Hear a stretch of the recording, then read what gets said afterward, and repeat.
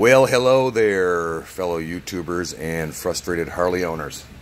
I am fortunate enough to own a 2014 Ultra Limited Rushmore Edition with that dreaded water pump issue. So I decided that I was going to break down and I was going to purchase the kit from the dealership, and that I purchased from my local dealership for $377. They brought out this humongous box. So I opened up the box, and inside were many other boxes. One of the little boxes has an updated pump. Completely different design than the one that is notorious for failing.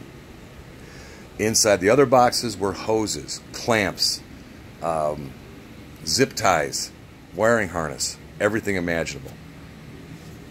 So this has been a completely different redesign, and I will show it to you momentarily. But I'm really shocked at how well this looks and how well it's going to perform. I am keeping my fingers crossed. But one of the most interesting thing about this design is it completely removed the thermostat, which makes me believe that it is an on-demand pump. So when it reaches a certain temperature, it cycles rather than running all the time. That, of course, will make the pump last longer if it doesn't have 100% duty time. So, right here is the part number. And if you notice, besides the part number, you'll see a production date, 8/2/18. I'm thinking this is brand spanking new design. That's what I'm thinking. So this is going to be the repair. Now I'm going to show you a few other things here. Here is the instruction sheet. Yes, I know. I actually opened it up and read it. So there's the original design. You can see that piece of crap pump there. You can see the thermostat. You can see the hose routing and everything on it.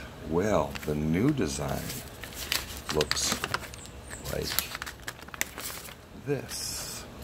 Here is the new design, with the new pump assembly, no thermostat, all new hoses, completely rerouting the flow of the coolant.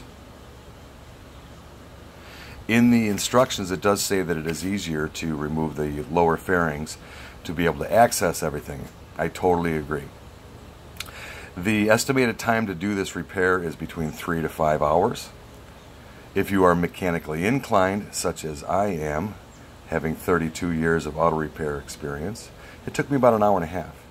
In that hour and a half time, I was able to clean everything also that I don't normally bother with cleaning. If you're mechanically declined, expect to spend the 3 to 5 hours, maybe even longer if you're more meticulous with your cleaning. So this ends up being a fantastic repair. The step-by-step instructions make it a breeze to do it. It tells you exactly how to route the wiring harnesses, how to route all the new hoses. It is an extremely good-looking design. Of course, time will tell. So let's go over to the bike, and I will show it to you installed. Okay, I am now in my reclined position, and you're able to see this installed. There is a couple differences that I did on my installation, so I could tidy it up a little bit more. This pump is absolutely huge. It may be smaller this way, but it's bigger as far as in the diameter of it. But everything still fits nice and snugly underneath that plastic cover. So nothing's sticking out, except for this hose over here a little bit. This hose right here does stick out a little bit, but it's not in harm's way in any way. So, completely new design, new hoses, new clamps, new everything. Even, like I said, right down to the wire ties, zip ties as we call them. Now, one thing I would recommend is, according to the instructions, the factory connector, which is inside here, is actually upside down, so any water might be able to get in there and get into the connector. So kind of manipulate it a little bit so it's facing downwards as opposed to upwards.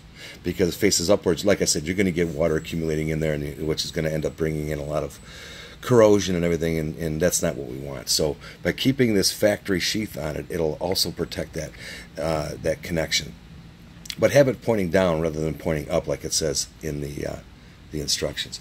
But again, I think this is an excellent repair. I think Harley has gone back to the drawing board and said we need to do something, because we've got a lot of pissed off Harley owners, and unless they want to go start test driving Indians, we need to make these guys happy. So I think that they may actually have a winning combination here. But again, like I said, time will tell. Good luck, everyone, and happy motoring, and keep the rubber side down.